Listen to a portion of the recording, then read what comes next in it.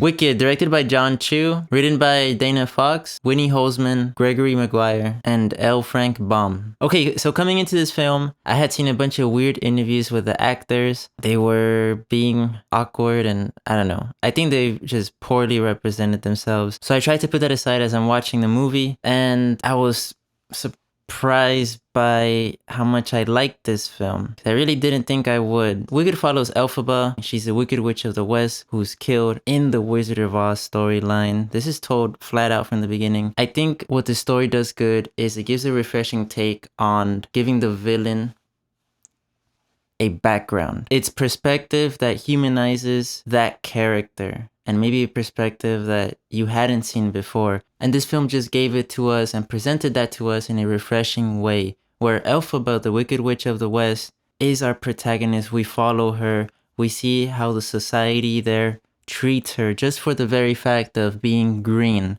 which of course is playing its own little commentary there.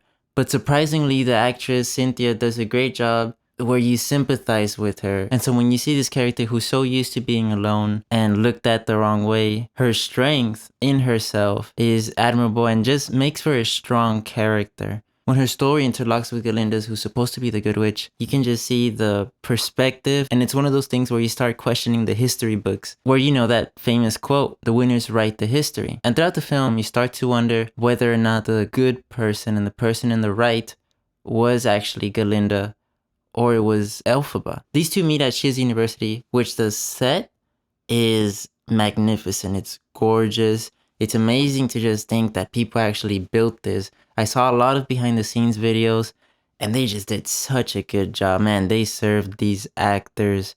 They did so good. These production designers were so imaginative with the buildings and the architecture here. There was rotating pieces inside the buildings that just helped with, for example, some dance sequences, and the choreography is strong in this one. Of course, the music is a standout. It's for the most part well written and just always moving that story forward. If it doesn't say anything about the character, it's definitely moving the plot forward. And because of that, for the most part, I see the music as very productive to the writing. There's some very surprising performances for me. I did not expect Ariana Grande to be that good at acting. I had never seen her act before. I have heard her music before in the radio when it's played, so I knew she was going to be able to sing, but that she would be able to act, that's a different thing. Cynthia also surprised me. Stand-up performance was in the middle of the film and on. There was a lot of these scenes that commanded a lot of emotional depth from her face and from her physical body,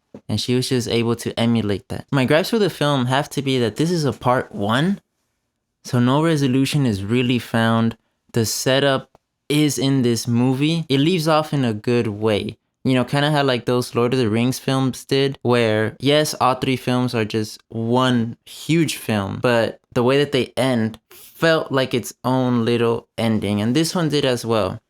But I just have to say it, man, like there's no resolution to all of these setups, so it's gonna be a given gripe. I think there's a lot of time given to plot points that are not necessary or needed. They kind of just appear out of thin air. For example, romances. There's a storyline that has to do with animals that I don't ever really get the point of. Overall, the film was a treat for me. I enjoyed it. My rating for it is a flat B-. Okay, this film is rated PG. I don't think the most intense scenes come until the end of the film. One of them being when a monkey transforms and it starts having wings. I think for little kids that'll be a bit much. Throughout the film there are fantastical elements, including a bit of action, and towards the end an incantation scene that's about a minute long. So just a heads up. What did you guys think about The Wicked? I know there's a lot of fans for this one. I am looking forward to part 2. I hope it ends strong, man. I really do hope it does, and I hope all of these things have payoff. Please comment, please subscribe. I'll see you next time. Bye bye.